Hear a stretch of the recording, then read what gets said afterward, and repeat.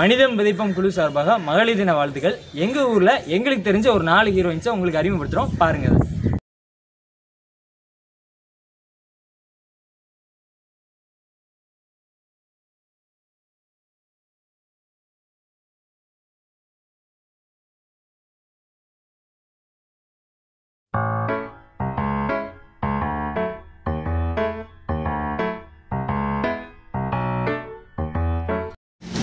என் பேர் ரூபாதேவி. தூத்துக்குடியில் வடக்கு தெருவில் நான் ஆட்டோ ஓட்டுறேன். ஒரு வருஷமாக ஆட்டோ ஓட்டுறேன்.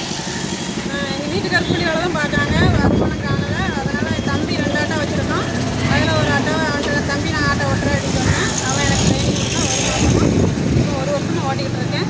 இந்த தொழில் வந்து சொந்த தொழிலுங்கிறதுனால நம்ம வேறு எங்கேயும் வெளியில் போக வேண்டிய தேவையில்லை. நம்மளுக்கு நாமே முதலாளி. அதனால் நம்ம பெண்களோட உரிமையை வந்து வேறு யாரும் தர வேண்டாம், நம்மளே எடுத்துக்கிடலாம். வாடி ராசாத்தி புதுசா இளசா ரவுசா போவோம் வாடி வாலாட்டி.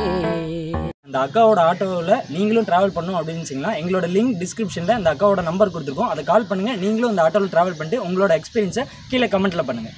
ஊரே யாருன்னு கேட்டா ஏய் உன் பேர மைக்கு செட்டு போட்டு உரிமை காட்டு.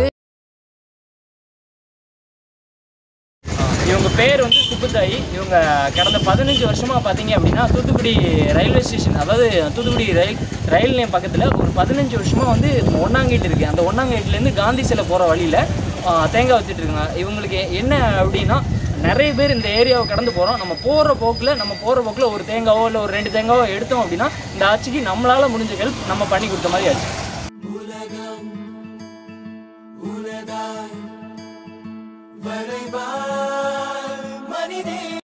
இன்பத்தை கருவாக்கினாள் பெண், இன்பத்தை கருவாக்கினாள் பெண், உலகத்தில் மனிதனை உருவாக்கினாள் பெண், உலகத்தில் மனிதனை உருவாக்கினாள் பெண், விண்ணவர்க்கும் மன்னவர்க்கும் விலையற்ற செல்வம் பெண். அனைவருக்கும் வணக்கம். என்னுடைய பெயர் பாக்கியலட்சுமி. நான் சிறப்பு ஆசிரியர்.